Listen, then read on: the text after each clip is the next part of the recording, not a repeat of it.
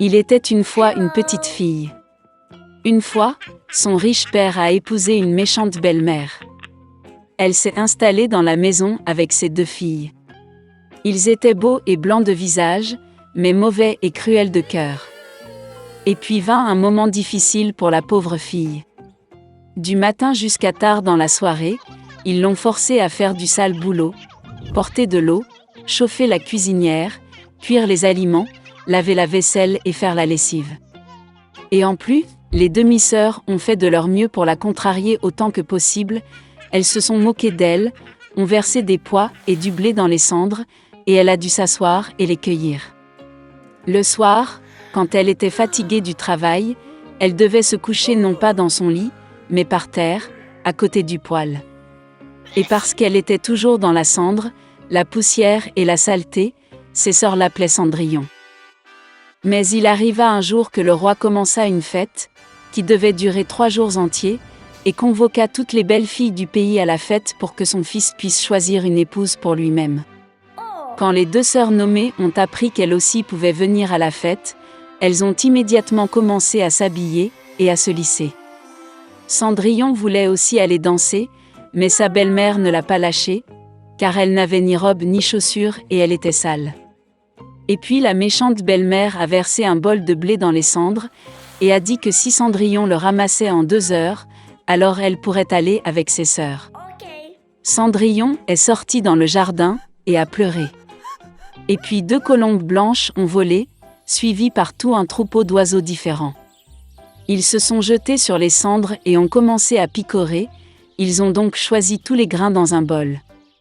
En moins d'1 heure, ils ont terminé leur travail et tout le monde est rentré. Cendrillon a apporté un bol à sa belle-mère, a commencé à se réjouir, pensant qu'elle pourrait aller à la fête. Mais sa belle-mère ne voulait pas la laisser entrer de toute façon. Elle tourna le dos à Cendrillon et se précipita avec ses 2 filles au bal. Quand il ne restait plus personne à la maison, Cendrillon s'assit par terre et pleura de chagrin. Et puis 2 colombes blanches ont volé, suivies par tout un troupeau d'oiseaux différents, et ils ont jeté leurs robes et leurs chaussures, brillantes et tout en or. Elle a rapidement mis cette robe et est venue vers la mariée. Ils ont vu ses demi-sœurs et sa belle-mère et ont pensé que ce devait être une étrange princesse, elle était si belle dans sa robe dorée. Il ne leur est jamais venu à l'esprit que c'était Cendrillon. Le prince est venu à sa rencontre, lui a pris la main, et ils ont commencé à danser. Et il aimait tellement Cendrillon qu'il ne voulait danser avec aucune autre fille. Elle a dansé jusqu'au soir et a voulu rentrer chez elle, mais le prince lui a demandé de la voir partir. Il voulait savoir de qui il s'agissait et où elle vit. Mais Cendrillon s'est enfuie de lui et est montée sur le pigeonnier. Le prince a ordonné de détruire le pigeonnier, mais il n'y avait personne dedans. Et nulle part près il ne pouvait trouver son bel inconnu. Personne n'aurait pu deviner que Cendrillon a été sauvée par des pigeons qui l'ont ramenée chez elle. Le prince était bouleversé et alla au palais la tête baissée. Et soudain, il a vu une chaussure, l'a soulevée, elle était si petite et élégante et tout d'or pur. Le prince a deviné que lorsque Cendrillon s'est enfuie de lui, la chaussure de son pied gauche est restée sur l'une des marches. Le prince était ravi et a ordonné de trouver la maîtresse de cette chaussure, et à qui elle convient, il épousera celle-là. Les parents sont revenus du bal, ils ont vu que Cendrillon dormait dans sa chemise sur la cendre, et une faible lumière était allumée près du poêle. Les 2 sœurs sont allées dans leur chambre, espérant que demain, elles seraient les plus chanceuses à enfiler la pantoufle d'or. Le lendemain, le prince est venu chez eux et a dit que tous ceux qui voulaient essayer la chaussure de sa future épouse devraient sortir. 2 sœurs sont sorties et la belle-mère a enfermé Cendrillon dans la maison et ne l'a pas laissé sortir. La sœur aînée l'a essayé, une petite chaussure. La petite sœur l'a essayé, la chaussure est géniale. Le prince était sur le point de partir, mais Cendrillon sortit par la fenêtre et courut vers lui. Et elle a mis une chaussure, et ça lui allait. Le prince la regarda dans les yeux et reconnut en elle la très belle fille avec qui il dansait. Il a pris Cendrillon, l'a mise sur un cheval et est parti jouer un mariage avec elle. Et il a ordonné aux sœurs et à la belle-mère d'être enfermées dans leur maison et de ne jamais les laisser sortir de là.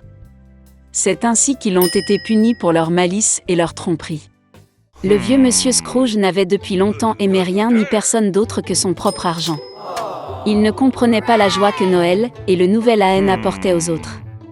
Par conséquent, à la veille des vacances, le vieil homme a refusé de laisser son assistant quitter le travail plus tôt, qui voulait acheter un cadeau pour son fils.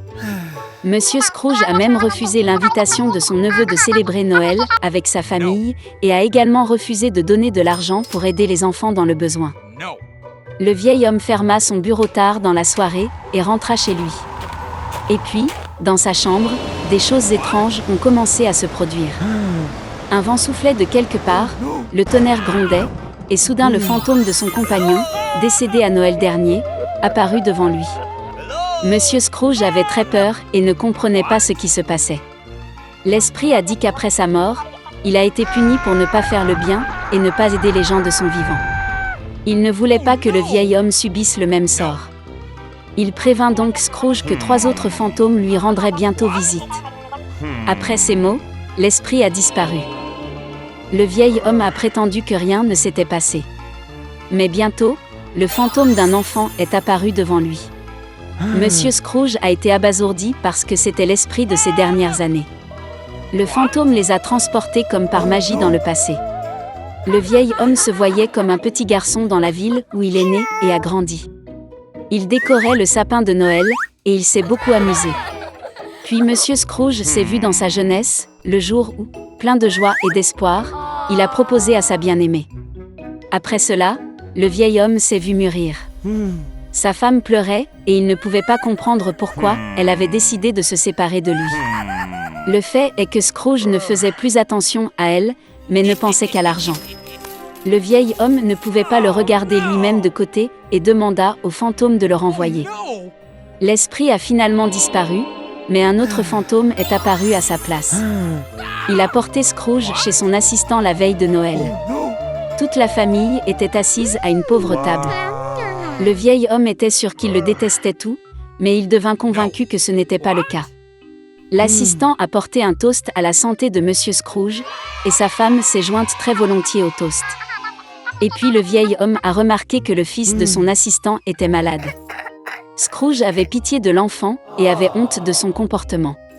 Puis le fantôme emmena le vieil homme dans la maison de son neveu. Toute sa famille était heureuse des vacances. Plus important encore, ils ont laissé un siège à la table pour Monsieur Scrooge. Le vieil homme ne s'attendait pas à voir ça, il pensait toujours que toute la famille le détestait. Finalement, le fantôme a disparu, mais l'esprit des années futures est apparu à la place. Il a amené Monsieur Scrooge à ses propres funérailles.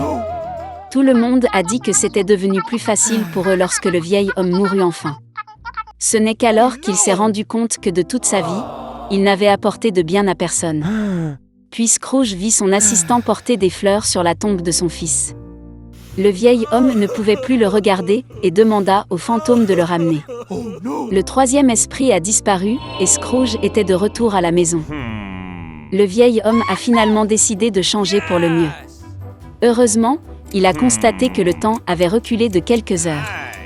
Monsieur Scrooge a décidé de ne pas perdre une minute. Il avait encore le temps de tout changer. Le vieil homme était sincèrement heureux de l'approche de Noël. Il a envoyé la dinde la plus chère et la plus grasse à la maison de son assistant. Scrooge a ensuite envoyé un cadeau au fils de l'aide et a fait don d'une énorme somme d'argent à une association caritative. Après cela, le vieil homme est allé fêter Noël avec son neveu, où toute la famille l'a accueilli. Le lendemain, lorsque l'assistant de Scrooge est venu travailler, il a augmenté son salaire. Pour son fils, le vieil homme est devenu parrain. Monsieur Scrooge a donné au garçon le meilleur traitement possible et il a continué à mener une vie saine. Depuis lors, le vieil homme radin est devenu la personne la plus gentille et la plus généreuse de la ville et a gagné l'amour et le respect universel.